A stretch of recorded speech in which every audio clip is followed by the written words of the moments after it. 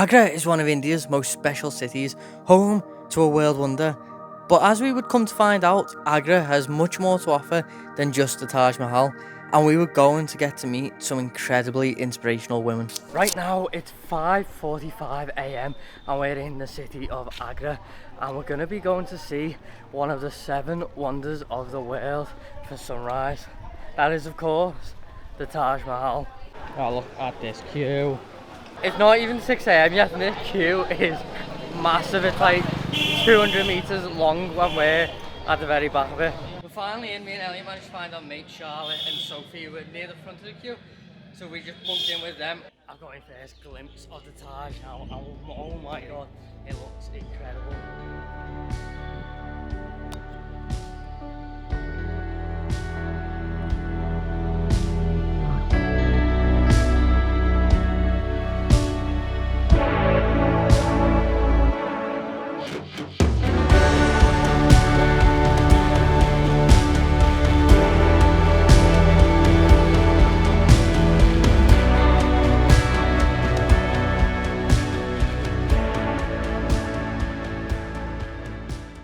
We've got here at the perfect time.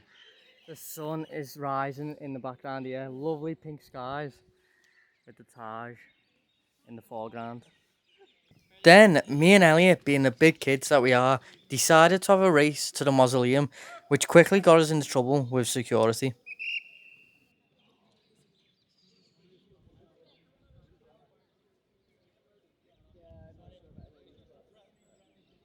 Me and Elliot just had a race and we got shouted at by the policeman. I was ahead like the whole way. He's saying he pulled out. I think it's clear from the video. I'm ahead from the very start. There's no way. But how many people can say they've raced at the Taj Mahal? My left ankle's up.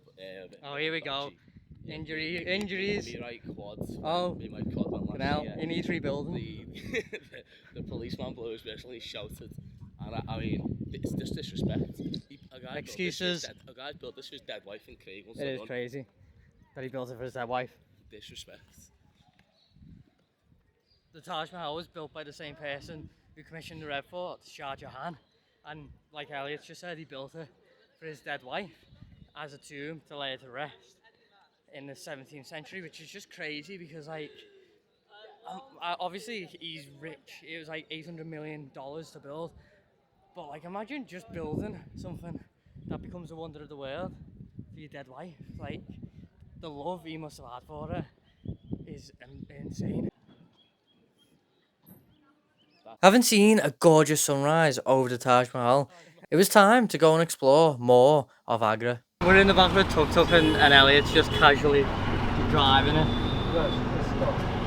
Is it this way or this way?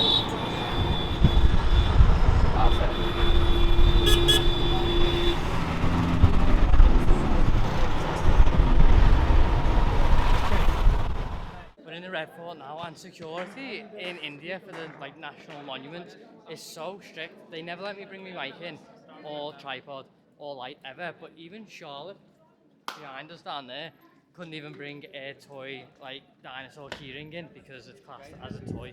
Agra Fort, very significant in India's history, as before the capital city was moved to Delhi, the capital was here in Agra, and this fort was the main residence of the Mughal dynasty during that time. Shah Jahan, the person who commissioned the Taj Mahal to be built, was the one who moved the capital from here to Delhi and built the Red Fort. It is also where he spent his final years as a prisoner, locked up for 8 years by his son in this very palace. This fort also links to Delhi in a second way. Humayun, who was another emperor whose tomb rests in Delhi, was actually crowned emperor here in this fort. What can you tell us about the fort? So, I can tell you, that there's booby traps everywhere. You need to wash your footing. And if you get a guide, they'll take you to loads of things that you can't see without a guide. Look at this room. Without a guide, you'll never know what this room is used for. But looking by the blackness on the ceiling, I reckon there's fire here at some point. There's a pigeon up there as well. Pigeons also live here. So this is where Shah Jahan spent his final years, looking out towards his beloved Taj Mahal, where his wife was buried. To be fair, I don't think it would have been that bad for him being locked up in here if his son was nice to him and gave him free reign of the entire fort. And he lived for 8 years, so he must have been fed quite well. And with the views of the Taj Mahal, you know, it could be worse. Now that we've finished in Agra Fort, we're going to head to a cafe that is a charity for survivors of acid attacks, with India being the capital in the world of acid attacks on women. So this raises funds to help, I guess, pay for treatment and other things for them, or to educate and raise awareness against it. The cafe we've come to is called Sheroes Hangout, and the way that it works is the menu has no prices on it.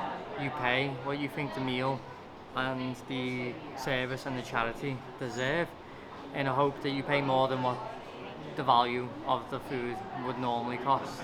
So we're going to try and guesstimate accurately how much it is so we can pay a little extra on top, but we have no idea the prices of things here in India. We think maybe a coffee is about 80, so we'll probably pay 100, 120.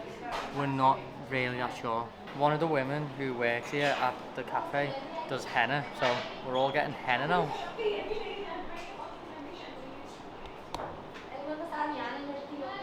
India has around 300 reported acid attacks every single year, but rights groups predict that number could be as high as 1,000 with unreported cases. Acid attacks can happen to anyone, but in India, the majority of victims are women, who then become ostracized from society through feelings of shame and trauma for no fault of their own.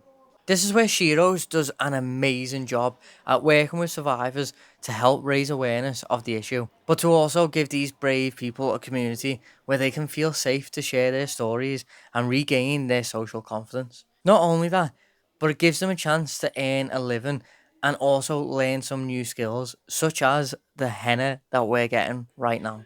Elliot's getting his first henna. Are you excited? Super excited. What are you getting? No idea. This lady's gonna just go ham. If you have one message to tell people about acid attacks, what would you like to tell people? Oh. Namaste. My name is Manini. I am from Odisha. Then I am acid attack survivor. Then mostly acid attack survivor. This cafe, Sheroes Hangout cafe working.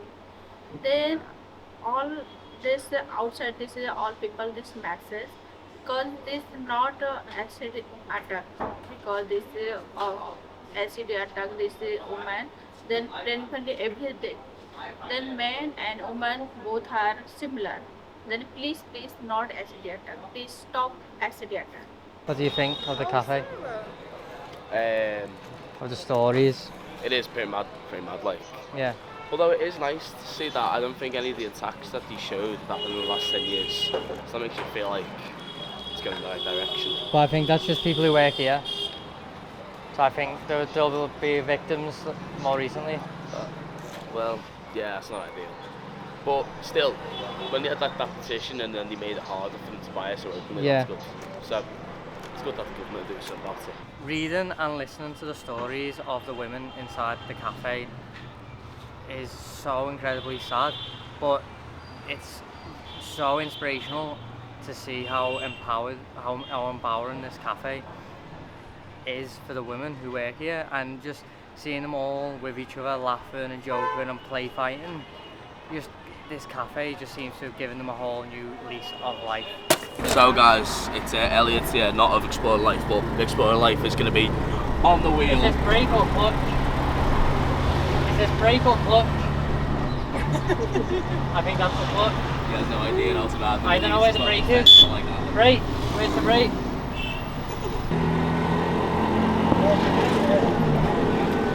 Yeah? Oh, and push it down. Okay.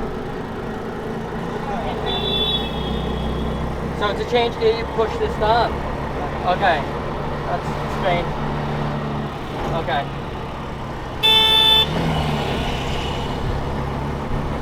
Checking the blind spots. Come on, Craig, you're doing a great job. Is it the wrong way? No.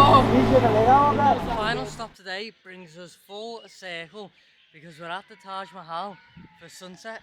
The Taj Mahal viewpoint across the river only costs about £2, making it well worth visiting to get an alternative view. But anyway, we're going to enjoy the sunset. I hope you've enjoyed this video. Make sure you like, comment, and subscribe. And until next time, keep exploring.